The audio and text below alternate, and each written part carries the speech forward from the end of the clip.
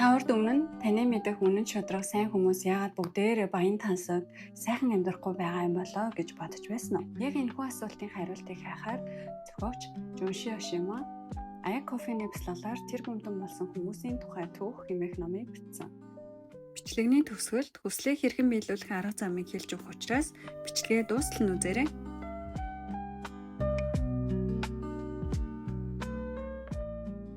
Уншихад маш амархан хэрнээ амьдралд хэрэгтэй далд хүнсрийн талаар номнуудыг бичсэн хүн бол эрдэмтэн доктор Жозеф Морфи байдаг. Жозеф Морфийн амьдралдаа 30 гаруй бүтээлүүдийг бий болгосон. Харин энэхүү ном нь түүний судалж олж илрүүлсэн 100 бодит жишээг оруулж өгснөөрөө онцлогтой. Ерөнхийдөө энэ ном нь далд хүнсрийн тухай ойлголт, далд хүнсраа эргээр өөрчлөх, хүслээ биелүүлэх арга замын талаар өгүүлдэг. Хөгж өөрөө тухайн Япон улсаас гадаадд суралцсан гэдэг хүнд хэцүү байсан цаг үед Европод төдийгүй Америкт суралцсан.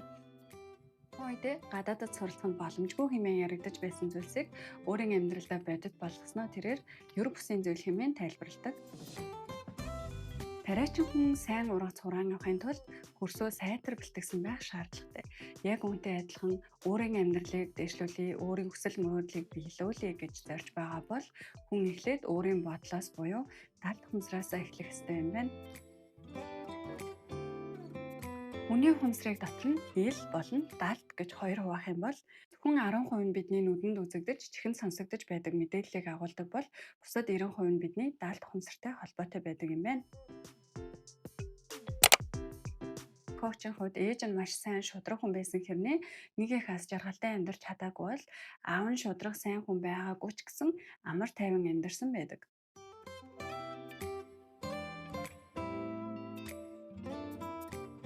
Тэгээд зохиогч маань яагаад шударга сайн хүмүүс баян тансаг амьдрахгүй байгаа вэ гэдгийн учир шалтгааныг олохыг хичээсэн. Ингэж явсаар байгаад өөрийн багшаасаа энэ талаар асуудал багш нь сайн хүмүүс нь энэ амьдралдаа сайн үйлсийг хийгээд дараагийн төрөлдөө илүү сайн хүн болж төрдөг гэж хэлсэн. Гэхдээ энэ нь бол амьдралаас хол зөрүүтэй санагдсан учраас зохиогч маань асуултынхаа хариултыг хайсаар явж байгаад Joseph Murphy-гийн лекцэнд орж суусан. Тэгэд энэхүү лекцэн сууснаас хойш бол түүний амьдрал маш ихээр өөрчлөгдөж сайжирсан юм байна. Тэгээд сайн хүмүүс сайхан амьдрахгүй байгаагийн шалтгаан нь тэдний далд хүнсэртэй холбоотой. Өөрөөр хэлэх юм бол сайн хүмүүс дандаа бусдын төлөө амьдарч байдаг. Бусдын төлөө санаа тавьж бусдад тусалж байдаг. Харин өөрийгөө хайрлаж, өөрийгөө өрөмжлөхөө мартсан байдаг. Ийм учраас сайн хүмүүсийн далд хүнсэрт нь за би яах вэ гэсэн үзэл бодол шингэдэг. Өөрөөр хэлэх юм бол санаатай болон санамсаргүй байдлаар сайн хүмүүс маань өөрийгөө золиослох үйл явдлыг хийгээд идэв юм байна. Тэгэд өөрийгөө золиослох үйлдэл гэж яг юу вэ гэдгийг та сонирхож байгаа бол миний өмнө оруулсан та болов бичлэгийг энэ дараад үзээрэй. Номон дээр бичигдсэн жишээнүүдээс дуртахад хэрвээ та албан тушаалаа ахиулъя гэж бодож байгаа бол албан тушаалаа ахиулж чадах хүн та тэр хэмжээнд очиж чадах хүн гэдэгтээ эхлээд итгэх хэрэгтэй юм байна. Хэрвээ та итгэж эхлэегүй байх юм бол энэ талаар яг таны хажууд чинь ирээд мянган боломжийн талаар ярьсан ч гэсэн таны далд хүнсэр хүлээж авахгүй, өөрөөр хэлэх юм бол та үл тоон гэсэн үг. Ерөнхийдөө та өөрийнхөө хамгийн сайн хувилбар болохын тулд таны бодол, таны ирээдүйн талаарх төсөөлөл тэр байтугай бүр таны өөрийнхөө тухай бодож байгаа бодол хүртэл эерэг байж яг тэр хүсэл мөрөөдөлтэй чинь нийцэж байх хэрэгтэй байдаг юм байна. Далд хүнсэрт сэтгэл хөдлөл гэж байхгүй, далд хүнсэрт хүмүүсийг сайн болон муу хэмээн ялгах чадвар байхгүй. Тийм учраас та далд хүнсэртаа юу гэж итгүүлнэ, тэр яг тэрийг л үнэн гэж хүлээж авдаг. Бидний бодлоор нэг их сайн үйлс хийдэггүй, муу хэмээх тодтголтой хүмүүс сайн сайхан амьдраад байгааг бид нар хараад гайхдаг тий. Гэтэл тэр хүмүүс үнэхээр дотроо би бол сайхан амьдрах эрхтэй хүн гэж итгэсэн байдаг. Номон дээр бичсэн бас нэг сонирхолтой зүйл нь далд хүнсэр бол хизээж хөгшөрдөггүй. Бас далд хүнсэрт өнөө маргааш өнгөрсөн гэсэн цаг хугацаа гэж огт байдаггүй. Тийм учраас далд хүнсраа эерэг болохыг хүсч байвал хүн хөгшин гэлтгүү залуу гэлтгүү хизэнээс ч эхэлж болно гэсэн үг. Бас нэгэн сонирхолтой зүйл нь далд хүнсэр хизээж асуулт асуудаггүй. Зөвхөн хариулах үүрэгтэй.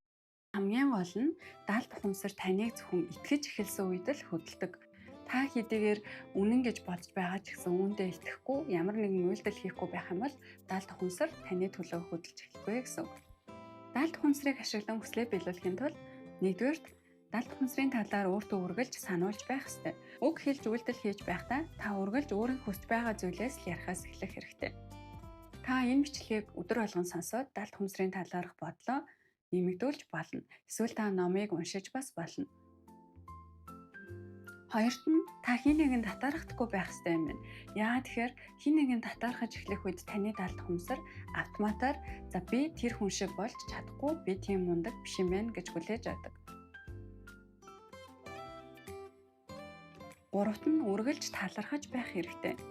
Далд хүмсэртээ үргэлж талархсан мэдээллийг өгөх тусам тэр таны төлөө улам илүү сайнаар ажиллаж эхэлдэг. Тиймээс өдөр тутмын жижиг сажиг зүйлсээс эхлэн бүхий л зүйлсэд талархаж эхлэх цаг болжээ.